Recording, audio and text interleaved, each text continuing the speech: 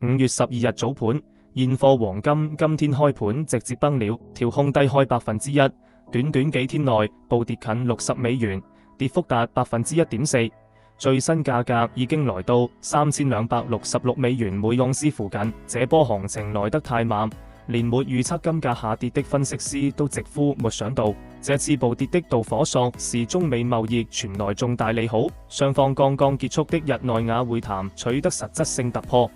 今天5月12日即將發聯合聲明，市場預期關稅有望逐步下調，這直接點燃了全球風險偏好，資金瘋狂從黃金等避險資產撤離，轉向股市和大宗商品。數據顯示，現貨黃金開盤直接低開超1%，紐約期金更是重挫2%，創下近一個月最大單日跌幅。從技術形態看，黃金這波下跌早有預兆，上金價已經跌破3300美元關鍵支撐位。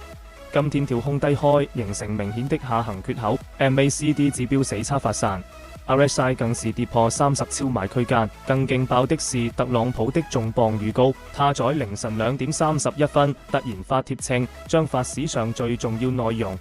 市場猜測可能與今晚21點簽署的藥品價格改革行政令有關。根據白宮泄露的草案，該政策將強制藥企降價30%到80%，這不僅直接衝擊通脹預期，更可能引發美股醫療板塊暴跌，進一步加劇黃金受壓力。面對這種極端行情，普通投資者該如何應對？金明中國作為香港黃金交易所 C 類84號行員，建議大家密切關注特朗普講話和中美聯合聲明。金明平台實時同步國際行情，每筆交易都提供可查的貿易長編碼。黃金這波下跌遠未結束，3200美元關口可能很快失守。想把握後續行情，記得點讚關注我們的頻道。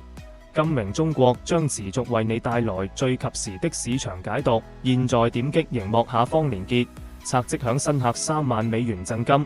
讓專業團隊幫你在波動中找住機會。